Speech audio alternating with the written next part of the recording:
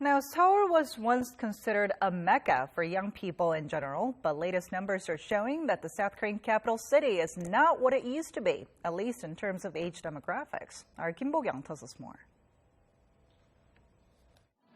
The people of Seoul are getting older.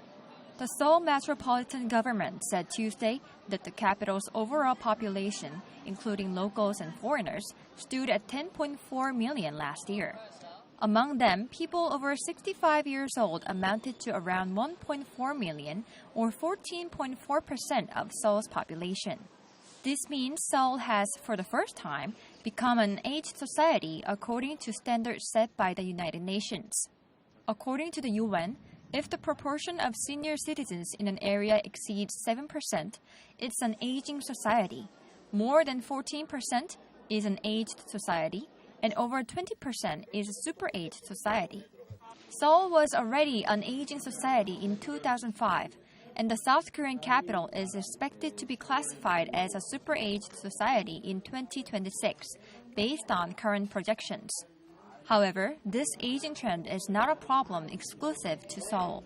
Recent data released by Statistics Korea shows people over 65 make up about 15% of South Korea's total population this year. This means the whole country is an aged society and is projected to become super-aged in 2025. This is because people in South Korea are having fewer babies and are living longer.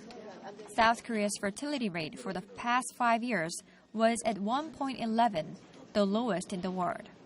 On top of that, people in South Korea are expected to live 10 years longer than the global average. However, other countries and cities are experiencing similar trends. According to Japan's national census, Tokyo became a super-aged society some 9 years ago, with around a fifth of the Japanese capital's population made up of seniors. On a national level, it's even worse for Japan, with around a third of the country over 65 years old. New York City is also seeing a big shift. Today, nearly 1 in 6 New Yorkers is 65 or above, making the Big Apple an aged society. When it comes to the entire U.S. population, people over 65 made up 15% of the overall population in 2014, making the U.S. an aged society. It is expected to become super-aged by 2050, according to the World Population Review.